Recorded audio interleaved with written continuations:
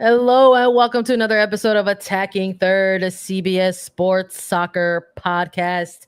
I'm Sandra Herrera, lead NWSL writer for CBS Sports, joined today, as always, by my colleague and co-host Lisa Roman, broadcaster and analyst for CBS Sports. On today's episode, we've got a big one for you. We had to go live. England, winners of the Euros. Brazil wins Copa America Femenina, and NWSL internationals have returned for the most part, back to league play. And we had a full slate of games this weekend. And boy, did they deliver. We've got so much to get through. And we're so excited to chat about it with you all. But before we get into all of the soccer, you're joining us live on YouTube. Thank you so much. Today, Sunday, July 31st, is the very last day to vote for us for both the People's Choice podcast and the Best Female Hosted Show category, and at the World Soccer Talk Best Podcast Awards. So thank you all so much if you've already voted for us, because we've been plugging this on our episodes. It's not brand new information for those of you who are our day ones and in our mains in the chat. But if you're joining us live for the first time or haven't done so yet, please vote for us. You can use the QR code in this episode right now or the links in the descriptions to vote for us before midnight. We really, really appreciate it. And we couldn't do a lot of this without you all. So thanks everybody for being here, and thanks for the votes if you already voted, and thanks for voting if you're in the process of doing that right now. But we got to get into it. How you doing tonight, Lisa? I am good, Sandra. You said it best. It's been a month of soccer and it's been fantastic. There's people in our chat that are like, what a month. Oh, the Euros. Yes, England won. It's coming home. NWSL is back. They have most of their internationals, as you mentioned, back. Um, I am just so excited about this and to chat about it with you and to do it with people here. So thank you. Yeah, I listen, I already teased it a little bit at the intro right now that there's so much to get through. And so I hope everyone will forgive us if there's some areas that we fly through, because we're talking NWSL, we're going to talk Copa America, we're going to talk Euros, so much to get through. But we're going to start with NWSL games, because I would imagine that a ton of our viewers who are tuning in right now are tuning in after concluding their weekend of soccer with NWSL games. So let's go through the full weekend results, Lisa. Let's let everybody know what they missed. There was a lot that was happening in the NWSL. I'm going to go chronologically. So it started Friday night, 7:30, North Carolina versus Washington Spirit. This game was in North Carolina. It ends in a 3-3 tie in this match. Rodman gets a brace. Diana Ordonez gets a break. There was a penalty kick in this one. It was honestly nuts. This game was nuts. For any of these games, we have the highlights on our YouTube page, so go watch them all, full extended highlights. It's fantastic.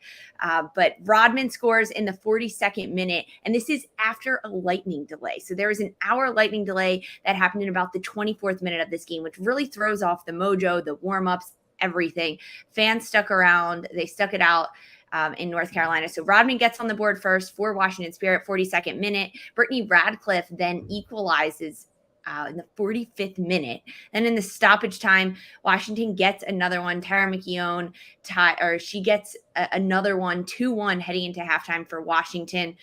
Second half, though, it was a lot of North Carolina on the board. Diana Ordonez, 53rd minutes, equalizes it again. It's now 2-2 at this point.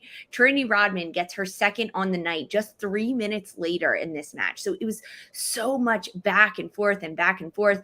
And then Ordonez gets her second one to equalize again, ending this one in 3-3. But Washington, they went with a 3-back in this match. They had O'Hara, Staub, Brooks. There was the penalty kick that was maybe a little bit questionable. I wasn't entirely sure on this call. Go back and watch the highlights because it was a little questionable on this one. But Washington ends with another draw. This is their 8th. They have still not won a game since the opening weekend in the regular season. This game was fantastic and crazy. When we look at our picks, I had Washington. You had North Carolina. So we're both losers in this one because it was a draw. Love to be a loser with you, pal. I could not help but think of that. I was like, this is so funny the way this is playing out, considering the picks, that we each made going into the preview of this match in particular. But kind of also perhaps not too surprising going into this match. We're going to give a standings rundown as well in this episode if you're joining us. But going into this match, we talked a little bit about that. Like July's closing out now with this weekend. Let's talk. We're going to talk about how teams did in this particular month of soccer. And you had the Spirit and the Courage kind of in a little bit of a wooden spoon battle. In this one, you're talking about last place for the Courage. At the time, Spirit was almost in last place. So you're wondering how it was going to look out. And you went with the Spirit. And for the sake of parity, I was like, let me go with the Courage. What were we going to see from these two teams who have played each other so much already this year and sort of coming into this match with needing that sort of sense of urgency? I mean, you cannot really let any points slip at this point if you are in the position that they are in, which is way low at the bottom of the second half of the table right now. So you throw in something like weather and lightning delays. Maybe the writing was on the wall here a little bit that this one was gonna end up in this type of scoreline, but it definitely was, perhaps the game that maybe set in motion some of the other teams that we saw this weekend, Lisa, because they weren't the only ones playing on Friday.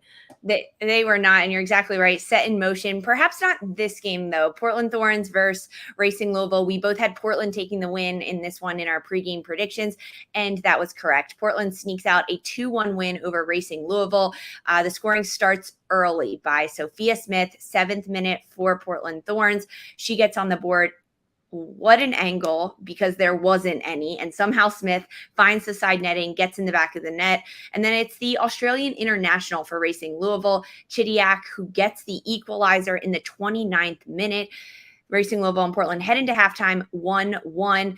It's a late 74th minute game-winning goal from Portland Thorns. It's a shot from outside the box, and Sugita ends up following up on it. It's a great save by Katie Lund, but it just lands at the feet of Hina Sugita for Portland Thorns. She gets the game winner in the 74th minute, and that put Portland at the top of the standings for about 24 hours at this point, because that game was Friday, 8 o'clock Eastern. And before you knew it, the standings would change when the Saturday matches rolled around. But this one a little bit predicted in terms of us and our predictions, with Portland taking the win in this one. But to see Racing Louisville get on the board, get that equalizer before halftime, kind of set the game in motion.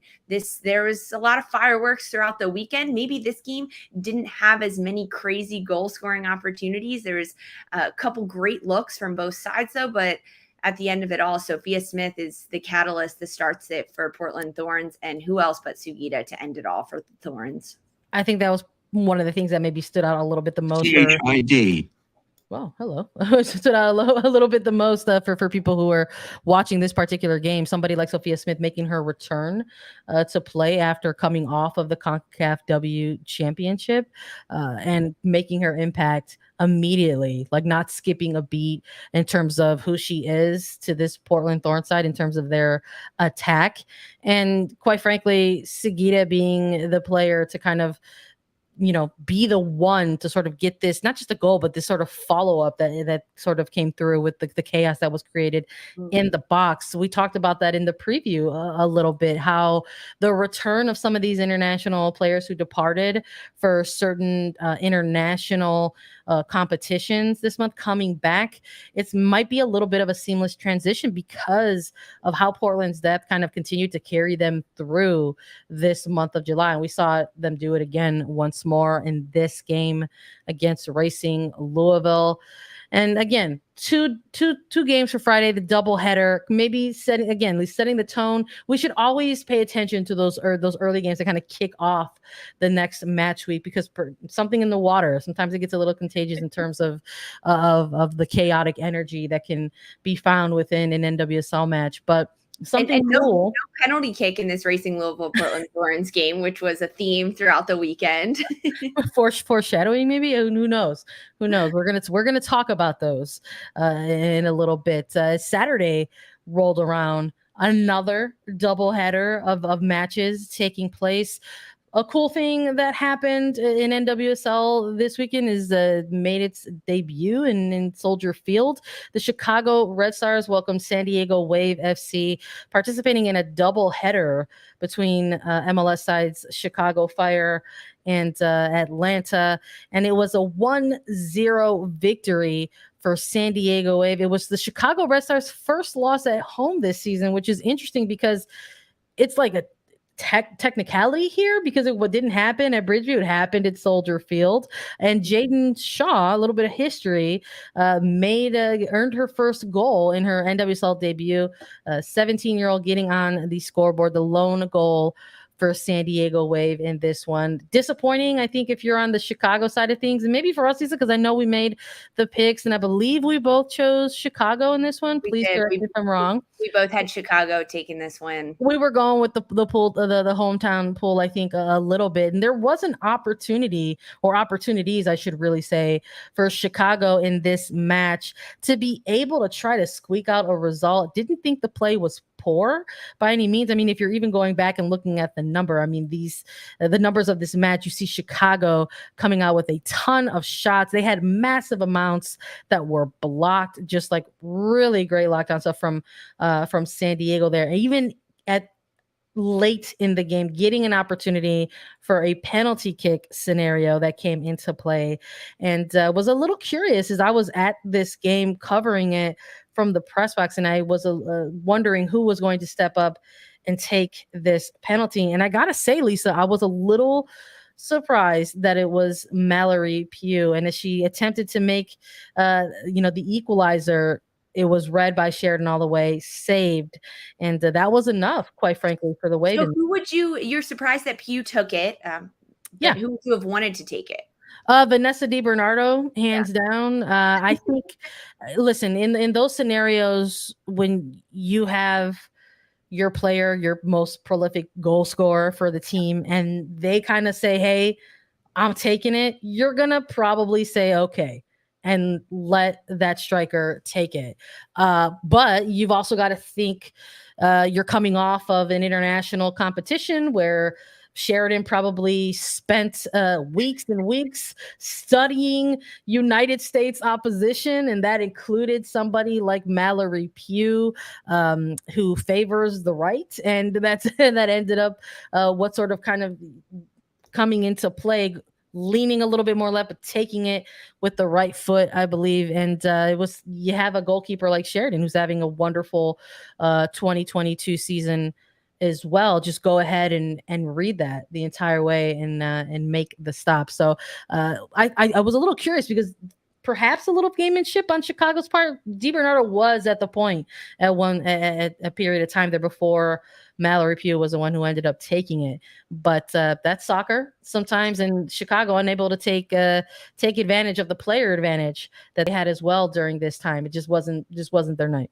Yeah, and that goal coming in the 27th minute. So still like a lot of soccer left to play, and the penalty kick in the very, very end of this game, 82nd minute, a chance for Chicago to equalize it. And we talked so much about in our preview that this game, there were so many emotions because Chicago hadn't lost at home up until this point. It was a doubleheader with Chicago Fire. It was being played at Soldier Field. And there's also an announcement made on Friday that midfielder Alyssa Motts was set to retire, which sets a whole nother wave of emotions throughout the team. Yeah.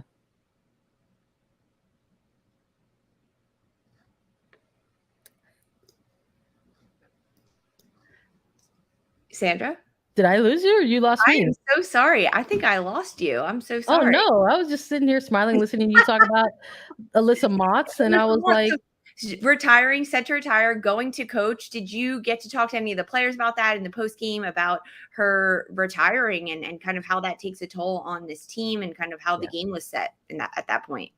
You know, it's life comes at you fast, right? Kind of energy a little bit. The team announced that that Motts was going to be retiring, and it was about 24 hours or so ahead of the Soldier Field match. And it turns out that she's got a really cool position coming up as assistant coach for Texas A&M. So returning back to her alma mater and gonna do some cool things out there, I imagine. But in the post game, yes, we chatted with head coach Chris Petroselli.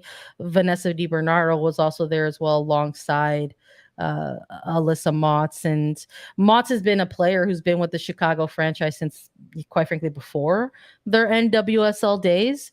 And it was really nice to sort of see the pregame ceremonies. They presented her with a jersey, tried to honoring her a little bit with all of her caps, 143 caps for one club. And I think we're in a certain era of NWSL now where the concept, like just the concept of a player staying with one club for over a decade, quite frankly, is a little baffling. I don't know if we're going to see that ever again, quite frankly. You're talking about a kind of franchise that was storied into the NWSL, and you're talking a decade plus with Alyssa Motts representing a specific franchise. So it was an emotional postgame.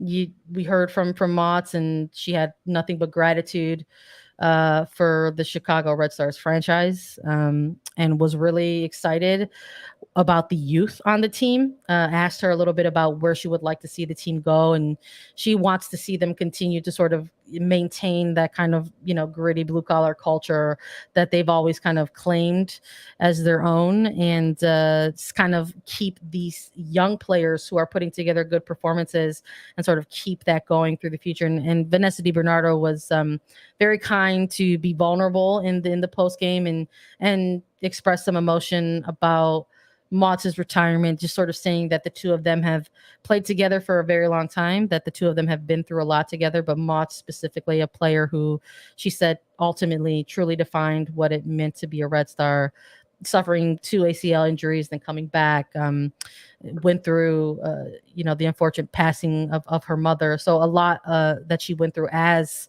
an adult with the Red Stars. So she will be missed. A player that was often relied upon in those moments where they were looking for that very experienced player. She was someone that was trusted and tasked with playing alongside Sam Kerr. They're like, who could play alongside Sam Kerr? Alyssa Motts. So very important player in Red Stars history, but on to some really cool things. So not the way they wanted to close things out, but hopefully maybe this will be a turning point for the team in the future. Yeah, definitely a tough loss for Chicago at that one, and with all the emotions heading into it. But that meant that San Diego Wave was back at the top of the standings.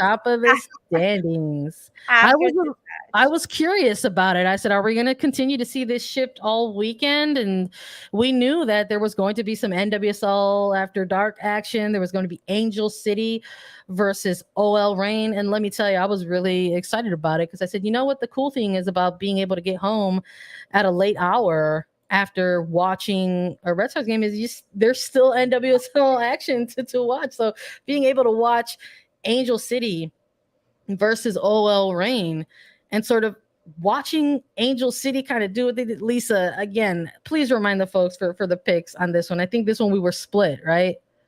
You had a draw for this one, and I had OL Reign. You had OL Reign. So I said, I'm going to save my draw for this one. And I got to say, watching this game develop in real time, I was like, oh, man. I was so wise to sort of choose my draw and save it for this one. 2-0 at halftime for Angel City, who are playing at home to a sold-out stadium. The bank has become very quickly a difficult place to play in, but OL Reign not intimidated by that, not one bit. A complete second half surge, starting with who else leading the way? Jess Fishlock, banger. Sophia Huerta, banger. Tobin Heath, welcome back officially. Game winner, chaotic. You love to see it. Incredibly chaotic. You said it. Banger from Fishlock, banger from Huerta, banger from Heath. It was a second half full of OL Reign dominating this match at the bank. Tobin Heath, a late substitute for Laura Harvey's side. She's subbed on in the 84th minute, and she gets this goal just 5 minutes later, the game winner at the end of it. Which a lot of emotions on that, but huge for Heath to be back. I know a lot of fans in the NWSL are so psyched to see that. I am psyched to see her back on the pitch, getting consistent minutes, hopefully building those up more and more. But the goal from Sophia Huerta, this player for Sophia Huerta is just so impressive because she can do it all. We saw her do this early in the year. Remember, for OL Reign, she ripped a shot from outside the box, and it was like, wow, Huerta, great stuff. That was great technique. Let's keep it rolling. And then she kind of fell into her typical job duties as a wing back, as an outside back for Laura Harvey, defending, sending crosses in, getting up the flank. And now we're seeing it again. Perhaps it's a little bit of that national team rub. We talk about it a lot. And I think with the return of all these internationals back this weekend in the NWSL, that's exactly what it was. It was them coming off of this high of playing with their national teams, whether it's they won or they scored goals or they got their first caps or more caps. We continue to see that development of these players. And Sophia Huerta is one that proves she has no ceiling. I loved this matchup and sort of seeing how it shook out towards the end. In the preview, we talked about how this was a matchup to keep an eye on because you're probably looking at an OL Reign side that is trying to gain a little bit of cushion in the standings into the upper half, and Angel City, who are obviously going to try to continue to keep pace. So very interesting to sort of see another set of teams with a lot of familiarity between each other going back to the Challenge Cup, playing out to this sort of wild result. With 2 penalty kicks as well in this one. 2 penalty kicks. The first had one, everything. Pascal knocks it down for the second goal for Angel City. And then in the first half, Kim Little, she had Saturday night had everything. Missed it. Well, saved, frankly. Yeah. But it could have been 2-1 heading into the halftime, but Laura Harvey's side not able to capitalize on that PK. Look, they got the dub, though. I'm sure they're just like, look, we got it. We got the points. We got a little bit more cushion between us in this upper half of the table. I'm sure they're thrilled with that. And being able to play in that type of environment, players get up for that. Coaches get up for that. It was really, really cool to see. But Saturday night really did have everything. Red cards, penalty kicks, missed save penalty kicks, ton of goals. I loved it. Maybe setting the stage again once more for Sunday. We had a couple matches to close out. Kansas City versus Orlando Pride. That one is shaking out to a 2-2 draw. We had Orlando making some noise early in this one. Celia in the 25th minute giving Orlando a 1-0 lead, but it was short-lived, quite frankly. The second half, again, the surge providing a lot of entertainment in this one, Lisa. It definitely was. Between this one, we both had Kansas City taking the win. And I remember our predictions as I was watching this match unfold. And I was honestly surprised at how Orlando was able to get on the board, especially early on. I think everyone on the pitch, maybe except Thelia, who scored that opening goal for Orlando, was confused at kind of how it happened and how it unfolded. There was a bit of a jumble up in the box. A.D. Franch for Kansas City goalkeeper going down. Kansas City trying to clear it out, not able to do so. And it kind of finds the back of the net. So before you know it, Orlando's up 1-0. It's this beautiful header from Thelia, and Kansas City is now on their heels. But we didn't see traditional starters like Bennett for Kansas City. We didn't see Kristen Edmonds in the back line. She was out due to COVID protocol, Edmonds. So a little bit of shifting happening defensively for Matt Potter's side, which I think opened up some holes for Orlando that they were really able to capitalize on. But a lot of cards in this one, 6 yellow cards in this one. Megan Montefusco, she ends up with her 5th yellow card. So she'll be out for the next match for Orlando after this one. But a lot of late chaos at the end for Kansas City because they're down 2-0 in the 46th minute to Orlando Pride, and Elise Bennett subs onto the pitch at halftime, and she gets the first goal in the 57th minute, and then the late equalizer by CC Kaiser. What a trade for Kaiser for Kansas City. She has proven to do so well for this Kansas City side, and they end up splitting the points at the end of it all. I love it. I love more chaos, right? Fleshing out from from what we saw on the night before. I gotta say, I think if you love that type of performance where you can come, down, come from behind, and sort of, squeak out a result. But I think if you're Kansas City, you want to start getting more defined results against NWSL sides like Orlando Pride. It's not unfair in professional sports to have a team look themselves in the mirror and say, "Hey, we're on a streak right now. We're playing really well on the pitch. We're sitting in the upper half of the table. We've got a bottom half table team coming in. We need to take care of business." And they didn't, in my opinion, really take care of all the business. They got a point in this one, and they are still sitting in a good place right now in the standings. But you don't want to let those points slip, I think, against those types of oppositions. It was great to see Bennett come out and give the spark. I love the way she is playing in her rookie season. She's out there looking fearless, and immediately it was part of the catalyst that helped kind of turn things around. I thought it was exciting game. I think if you're a neutral, bummer for us for picking Kansas City and not getting the picks on that one. But positives from Elise Bennett in everything you just said, but the fact that she can start a game and score goals and contribute, but she can also do that off the bench, which is just a good player. Like, that's who you want on your team. And Matt Potter's got to be happy about that, because no matter where he puts her, she knows that she's going to work hard. She works really well with Kristen Hamilton. Her relationship with CC Kaiser is developing very well. Haley Mace as well. That relationship is constantly growing. And to have a rookie that can do it in a variety of ways, in a variety of situations, like Bennett it's really a bright future for Bennett and for Kansas City if they can keep it up, get a little bit more consistency in that sense, but they continue their unbeaten streak with this tie with Orlando. Houston putting together a bit of a streak of their own. We're gonna close things out with them because they had another 4-goal game, this time against New Jersey, New York, Gotham FC. This one ends with 6 goals, 4-2 between the two sides. Honestly, wild from start to finish. Houston Dash, though, watch out. Holy cow. So we started the weekend on Friday with 6 goals between Washington and North Carolina. We end the weekend Sunday with the first game, 6 goals again. Houston dominant over Gotham in this game. Our picks for this one, Houston. We both had Houston taking the win, but it started off hot for Gotham with Paige Monahan opening the scoring for Gotham and for the game in the 4th minute. I was a little thrown off by this in the sense that I wasn't ready for Gotham to start a game that hot. We've seen Houston do it at times, and but to see Gotham do this and to see them come out on this hot stretch, playing at home at Red Bull Arena, knowing how hot it is in Jersey right now.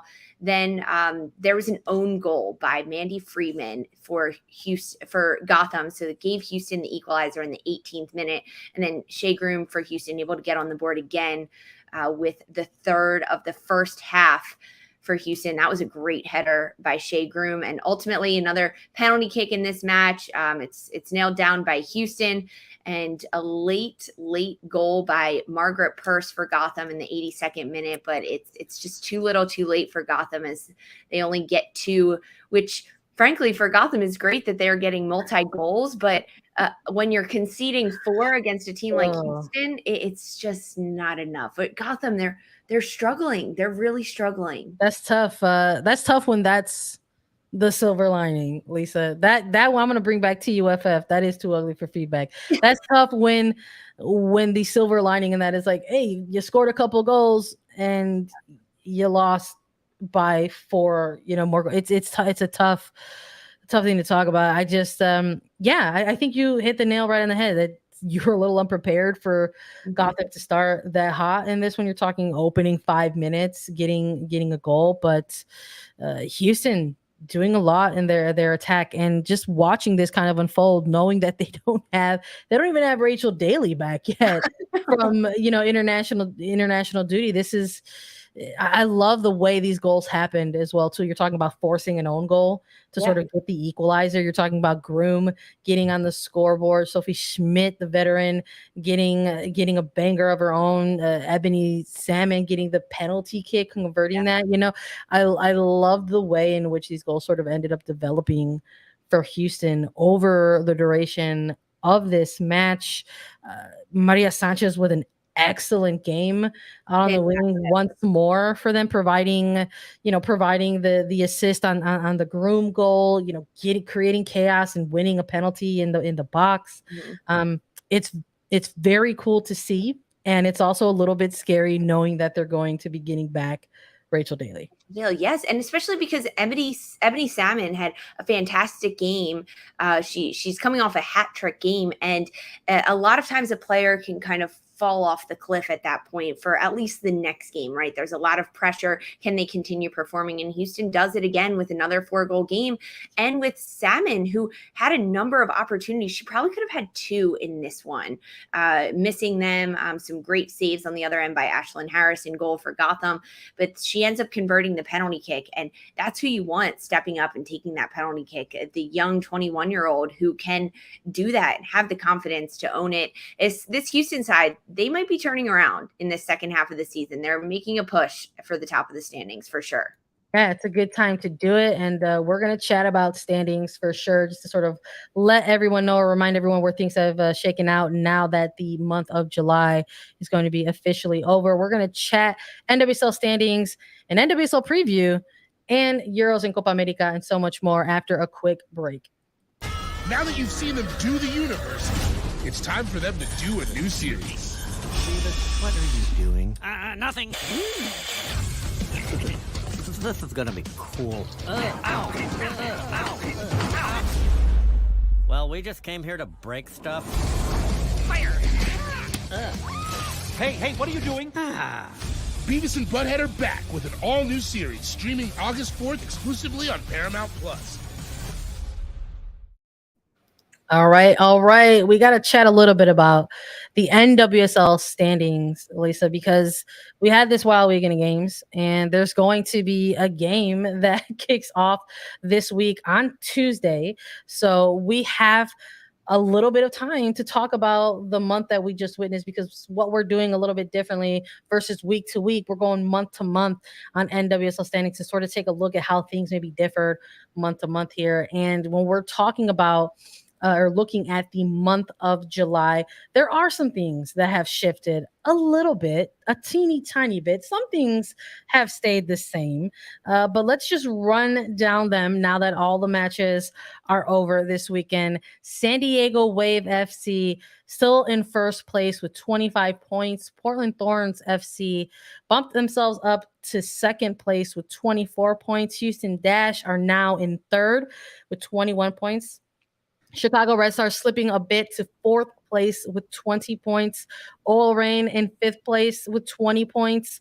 Kansas City Current in sixth place with 19 points. Now, when we're looking at the bottom half of the table, teams who are currently on the outside looking in of playoff position, it's Angel City in number 7 with 17 points. Orlando Pride in 8th place with 14 points. New Jersey, New York, Gotham FC in 9th place with 12 points.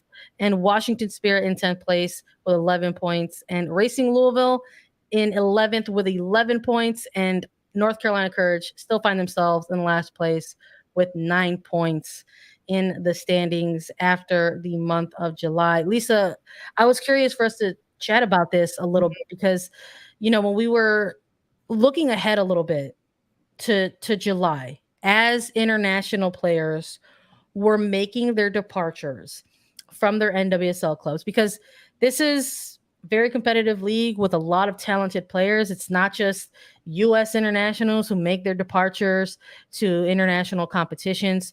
There's Canadians who make their departures, Mexican internationals, Jamaican internationals. We've got players who were competing in the Copa America, who were competing in AFCON Women's Africa Cup of Nations, the Euros that we're going to talk about as well, everywhere in all parts of the globe. And that the month of July, and maybe parts of June, right, going into July, but this summer, this particular month of the summer was going to maybe present some opportunities for clubs in the NWSL, players across certain rosters getting some opportunities to perhaps make a little bit of noise and shake things up and force coaches into difficult decisions based on their level of play, but also maybe keep, their standing in the table, or like we've seen a little bit, maybe slip a little bit. When we're looking at July, maybe compared to end of May, month of June, are you surprised at where some of these teams are at right now, or is it just a little bit more of the same for you? So when we look at the last 2 months, I'm not as surprised about some things that we're seeing. Portland Thorns being number 2 in these standings right now, Chicago being top 6, OL Reign being top 6, Kansas City being top 6. I'm not really surprised about any of those. I am pleasantly surprised that San Diego Wave has consistently been at the top of the standings. They have not faltered, not once in 11 weeks, I'm going to say. Incredibly impressive for an expansion side coming in, despite losing internationals and huge internationals. Alex Morgan, who was leading the Golden Boot race before she left to go play in the CONCACAF W Championship. And to not have your leading goal scorer on a team when you're playing 3 games over a break, and to stay at the top, to only drop 1 game, right? They had 1 loss 2 matches ago, and then they had a tie last week, but then coming out with the 1-0 win over Chicago is really big for San Diego Wave. Like, that is awesome. I'm not surprised, as I am just constantly impressed by them, or pleasantly surprised in that sense. And I think the other biggest surprise for me is the top and bottom. North Carolina winning the Challenge Cup. Maybe they put all their eggs in that basket early on in this season and wanted to get that championship for Sean Nahas and for that club. But for North Carolina to be 4 games winless in a row, to be at the bottom of the standings by 9 points. The next closest for Racing Louisville and Washington is 11 points. So it's not like they're even tied, and then the tiebreaker pushed them to the bottom. That's the most surprising for me, is that North Carolina really cannot climb their way out of the bottom, because they have been there since the opening weekend. They've been hovering around that bottom 2 slot in the standings. But otherwise, like, everything kind of shakes out okay. Orlando slowly climbing. They're 3 games unbeaten at this point. Washington, they're at the bottom because they just haven't found a win since the opening weekend. And Houston climbing at number 3. I think that's really impressive to see, considering they lost their head coach a month or so into the season. They had an interim head coach. They've just switched over to their 3rd coach of the season, and they're in 3rd place in the standings. I think that says a lot about the personnel and the players that Houston has on their roster. Yeah, I think watching some of the teams kind of maybe give themselves a little bit of cushion and try to climb the standings a little bit during this month. I mean, I think it's just a testament to sort of the competitive level that we witness out of NWSL sort of week in and week out. The fact that you can be number 1 in this league in 1 whole day is not a trend that's uncommon. I mean, we saw it with Portland. They were in first place for 1 whole day. We've seen it with Chicago. They were in first place for exactly 1 whole day. Again, not an unusual circumstance. But sort of seeing San Diego and what they've been building over time, I think has, maybe caught folks off guard in terms of the history of expansion teams in this league to sort of have this performance, but had the performances that they're having, but sort of maintaining them.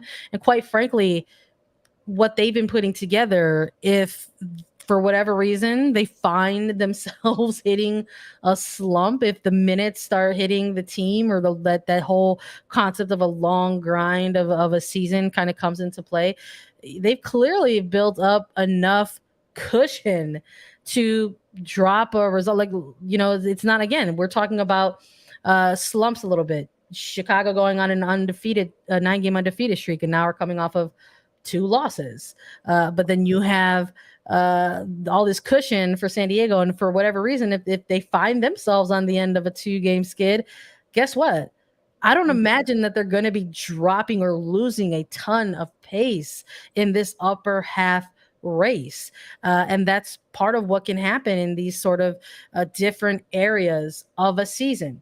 Can you lose an entire season in terms of running the table within the first 6 weeks of a season? No, not necessarily.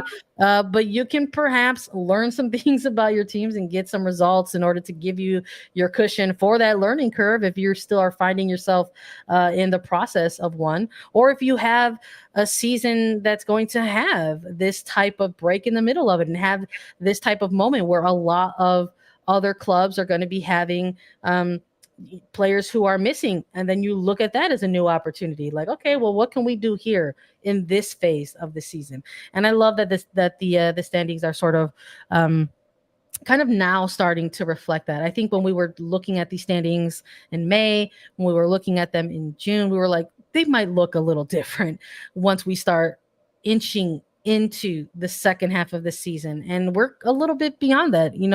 There's some teams out here that have 14 games, 13 games now behind them in a 22-game season. So they're a little bit more into that second half of the season versus some other teams. And we've seen, like I said, a little bit of that shift that I think that we knew we were going to see. But it's exciting, to say the least. I think that's the biggest thing you have to look at when you, especially looking at North Carolina. They've only played 10 matches in this compared to San Diego, who is at the top of the standings, who have played 14. So that's 4 games in hand. Washington Spirit, though, they've also played 14. Those are the top 2 teams that have played the most matches at this point. But there's still a lot of season left to play. But if you're a team in the top, I'm going to say 4 right now, you're probably feeling pretty good. You want to maintain, you want to keep going. Teams, OL Reign, Kansas City in that 5 and 6 slot, they need to continue to rack up points at this point because they cannot afford to drop games as Kansas City goes on their winless or their undefeated streak for a little bit longer. They're as they continue to keep climbing and keep getting 1 point off of it's important, honestly, for them to do that.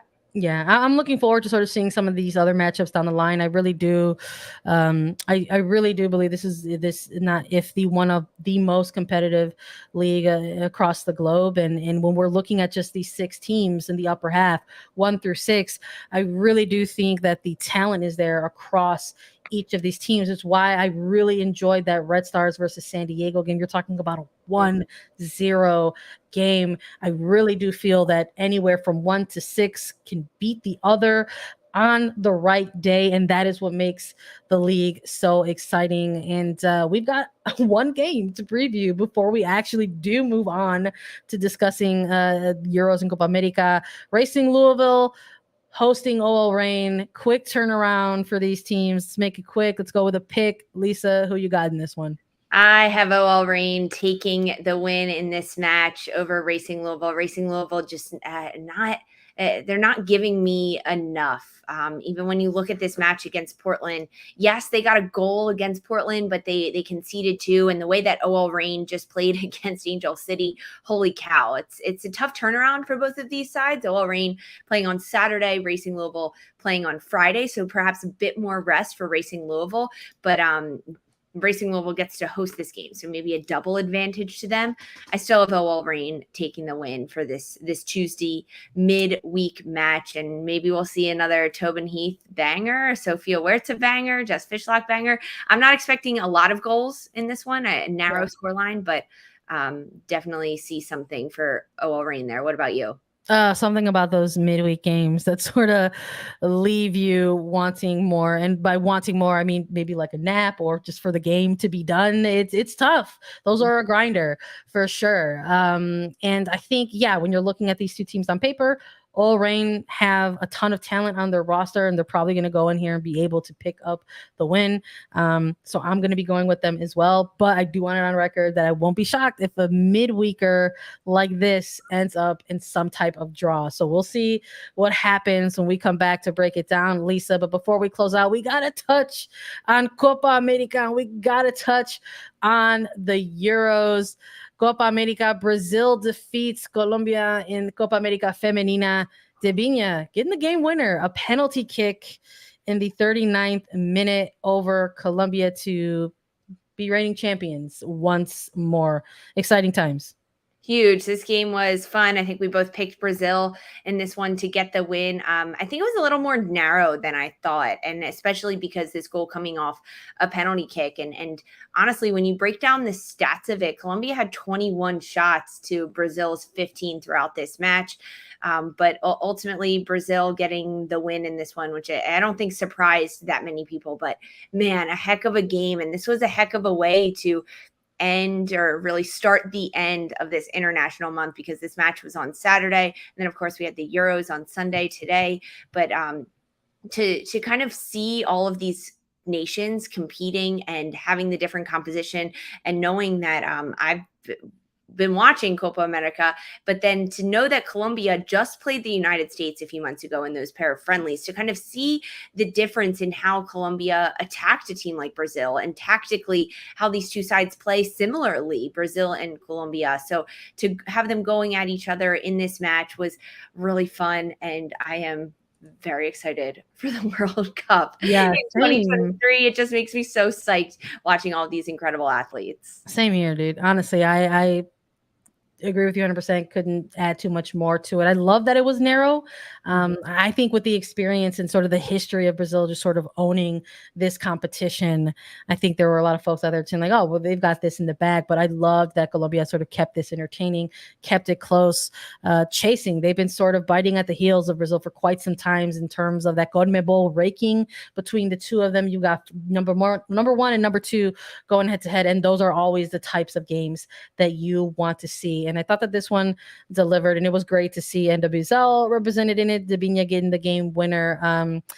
Folks who follow Rain, Angelina out with looks like a type of ACL or MCL. We're seeing a lot of different reports on that, but went out of Copa America, unfortunately. So hopefully we get a little bit more clarity on that as well. But a ton of players representing in this tournament, as well as the Euros. We got to take a look at the championship final for the Euros. This took place between England, between Germany, a record crowd at Wembley Stadium, 87,192 in attendance for a historic final, quite frankly, because England, winners of their first ever title in this tournament, their first finals appearance in this competition since 2009, where they were defeated by Germany 6-2. Ella Toon getting on the board in this one first, just past the hour mark, but Germany wasn't going to be denied, making things interesting. Lena Magul in 79th minute with the equalizer. They needed extra time in this one, everybody. And Chloe Kelly getting the game winner and effectively bringing it home, quite frankly, which we've been hearing all tournament. Congrats to England on the big occasion. A huge congrats to England. I mean, this is really like the epitome of the soccer, right? Because England hosting this tournament, never having won a major championship, never having won the Euros, exactly. Germany being in the final and having never lost a Euros final.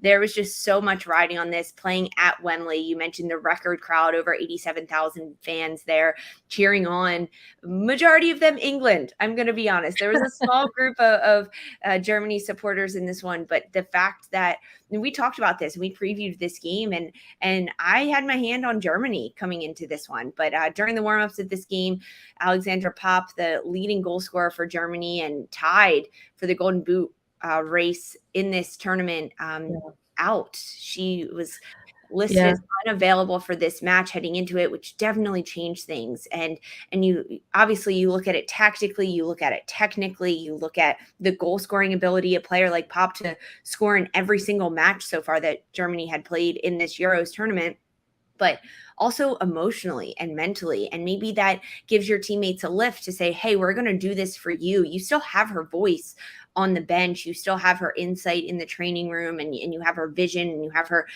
energy there. But now, do you play for that type of player? Do you rise to the occasion? Of course, it gives an opportunity for another player to come in.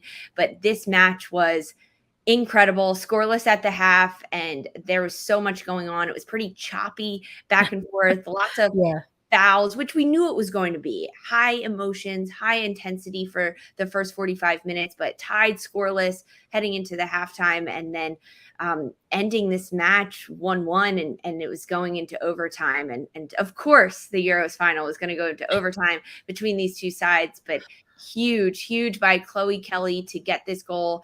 110 minutes. So there's still a few minutes left in the second half of the overtime after this goal was scored. And I was so impressed with how England handled the last 5 minutes of this game, because they kept possession of it. They frustrated Germany, but overall this game had a little bit of everything, Sandra. And at the end, England winning it all and playing Sweet Caroline in Wembley Stadium, it gave me chills, honestly. And I really have no affiliation with England. Lisa, listen, I don't want to rain on anybody's parade. I'm certainly not going to do it to England, but I want to rain on ours a little bit.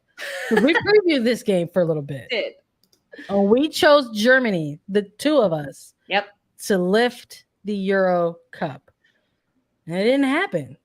So there has to be moments throughout this game where I'm watching, where you're watching, because I know it was for me. You know, even though we're watching this in neutral, I still was like, come on, man, I picked Germany. Let me see something, you know? There are moments throughout this game where I was kind of like, hold on a second here.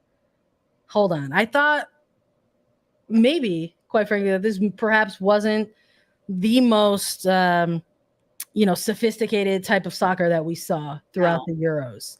It was definitely a finals for me, Sandra, who was viewing it and covering it, that took a little while to get going. It was at moments choppy, like you mentioned, but I think you saw two sides really early on in this game, very like playing a little bit, maybe not so much timid, but you could tell the nerves were coming into play at moments. And I think we saw that in the beginning of this game.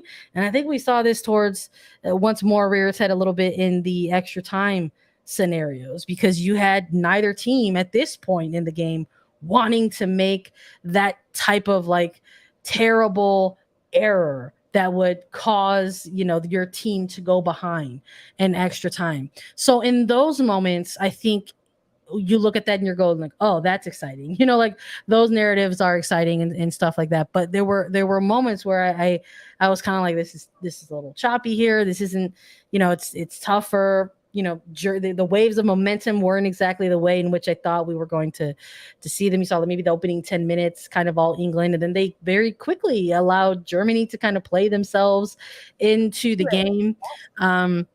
So I think in terms of the overall like kind of bigger picture storylines coming out of this one, there's a lot of folks out there. Obviously, we're seeing all the celebrations, thrilled for England, and what this moment symbolizes specifically for England and their women's soccer program. But they went up against Germany. This was their record ninth finals appearance. I'm not going to exit this show acting like Germany hasn't done a lot for women's pro soccer at this level. So they made their return. And I thought in terms of the histories of these teams, the storylines were a little bit different in those areas as well. So I think once you have sort of that team that has sort of been chasing, kindly had this moment, it sort of feels much bigger. And I think the scenes around it were a testament to that. So my hope for this is that in this moment, we get to see some of all of this success translate to like the domestic women's professional side for England. I know you and I are both really excited to welcome in Super League coverage For sure. on Paramount Plus and here on Attacking Third as well, very, very soon, in fact. So stay tuned. But I don't know if this was the match that people were sort of billing it to be. But I do believe that it had a ton of exciting moments in the later stages of the game. I agree. It was in no way the perfect soccer game. I mean, not even close to it, incredibly far from it, because the momentum was back and forth, choppy at the beginning. And then after England scored, Ella Toone got on the board first around the hour mark, 62nd minute. England, with Germany, turned it on, and they were controlling the midfield. They had a great counter press. They were forcing England to make mistakes, and that's how the equalizer came from McGill. McGill was all over the pitch. She had so many opportunities off the crossbar. Oh yeah, she was knocking the whole game. Yes, knocking, and finally she ends up getting one just before the 80th minute. And because of that, it then shifted things again, because then England had to fight again. And ultimately, Chloe Kelly, yes, gets the game winner for England. She does the Brandy Chastain. She takes off her shirt. She runs around and does the celebration. But to be honest, that game-winning goal was not pretty, but it found the back of the net. But at that point in the game, that's what it takes, right? Exactly. That's exactly what it takes. It was a scrum. Germany couldn't clear the ball. Goalkeeper Froms couldn't get on it and jump on the ball and stop it. And by Kelly is just doing a great job boxing out, shielding of the ball, and then she falls backward, misses it. She whiffs the first time, gets it the second time. Really not pretty. And even after it does find the back of the net, she waits. She checks with the assistant referee, and she makes sure that it is a goal. So it just kind of goes controversial moments. Yeah, it's a lot of controversial moments, and nothing that was that pretty. Like, to be honest, at the end of the game, it was not pretty soccer. But hey, a goal is a goal, and that's how you win a game, and that's how you win a tournament. And no one's going to remember the goal, right? They're going to remember the game, the tournament, the players, the emotions of it all. And I mean, yeah, you're right. So many of these players have done so much for the sport. And of course, the German side and all of those players. And maybe if they had Pop, it would have been a different game for Germany. But I think that's the other angle too. I love that you use that phrasing, because I think there are some what ifs, I think, for Germany as they, move forward and perhaps look back at this game when they're ready to look back at it. Yeah, I think you have to think about Pop not being there and how that would have changed things for this German side. But in the end, it doesn't matter, because the Euros are done. It came home to England. They lift up the trophy.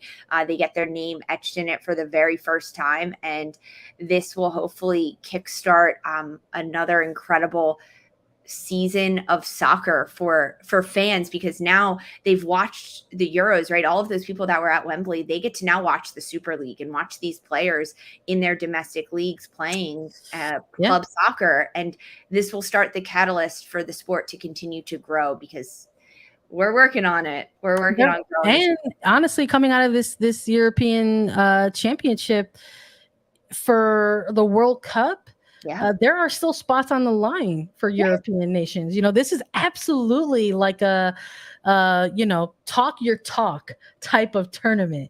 Gloat all the way you want to gloat if you're the winner. That's part of the fun, I think, of this Euros competition, because outside of it, again, when we're talking bigger picture type of stuff, there's still some spots in the World Cup up for grabs and on the line. England, a part of that. They've got some work to do right now in terms of teams that are qualified coming out of some of these competitions. We're going to see Colombia, Brazil, and Argentina in the World Cup. And we saw how the CONCACAF Championship shook out. United States, Canada, Costa Rica, Jamaica. And right now, in terms of Europe, the group winners, Sweden, Spain, France, and Denmark, are the qualified European nations. No Germany, no England. So again, there's some work to be done. I'm just reading this right now off of good old-fashioned Wikipedia. So We'll see who else qualifies. We'll see if it's correct or not. But this is what I'm reading off of the good old-fashioned internet. We'll see who else rounds out all of the remaining World Cup spots. It's been quite the month of soccer, Lisa, and it was very, very cool to be able to chat so much of it and cover so much of it with you. It was so cool. It was fantastic to watch, to get to know these players a little bit more as we continue to watch them and see them grow, and players returning, especially in the Euros that had missed so much previously. But I'm a little tired. We too are ready for things to be over and to get a nap. I hear you on that, pal. But it's going to be quick. Again, we got that quick turnaround. NWSL action on Tuesday. If you're joining us this late at night, listen, there's still time for you to vote for us. If you haven't, if you've joined us in this second half of the episode, today's the very last day to vote for Attacking Third in both the People's Choice podcast and the Best Female Hosted Show and the World Soccer Talk Best podcast. So thanks everyone if you've already voted.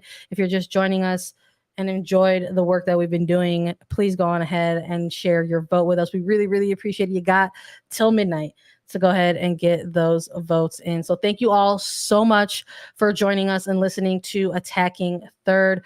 We are available on TikTok, Twitter, Instagram at Attacking Third. We're on Apple Podcasts, Spotify, Stitcher, anywhere you listen to your shows. We're available as video. Subscribe at youtube.com/Attacking Third.